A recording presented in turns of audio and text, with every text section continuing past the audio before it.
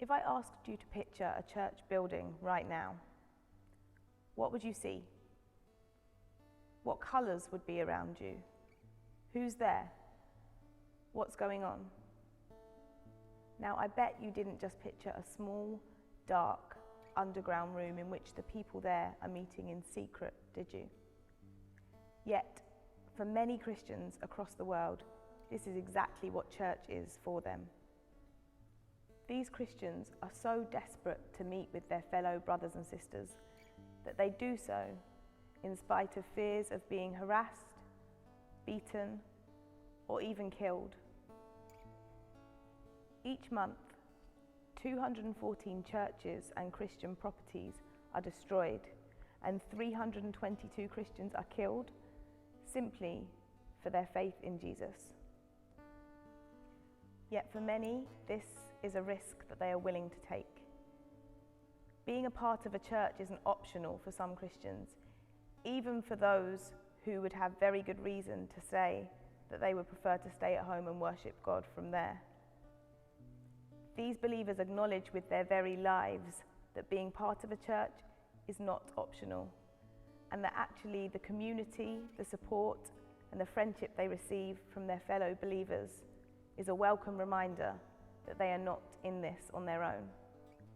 And that's what church should be, a reminder to one another that we are not in this alone as we worship God together. For us, with most people just a tweet, a phone call, or a text away, we can literally have the whole world at our fingertips. And in some ways that's amazing, yet in others, it means that we forget what it's like to be up close and personal with someone, to experience life with them face to face, to laugh with them, to cry with them, to live life right alongside them. This is just a norm for churches across the world. They recognize the importance of passages in the Bible like Hebrews 10:25, which tell the church it mustn't give up meeting together.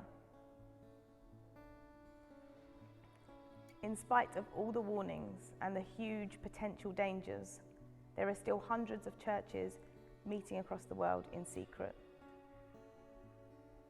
It can be easy to give up going to church because we feel like we've been offended, or perhaps that we don't fit in. And some of these reasons may well be justified, but some might be convenient excuses. Christians cannot give up meeting together. All over the world, there are those who would love nothing more than the opportunity to worship God without fear of persecution and danger, and yet do so even with those risks. And so what will you do with your freedom? Will you waste it, or will you play your part?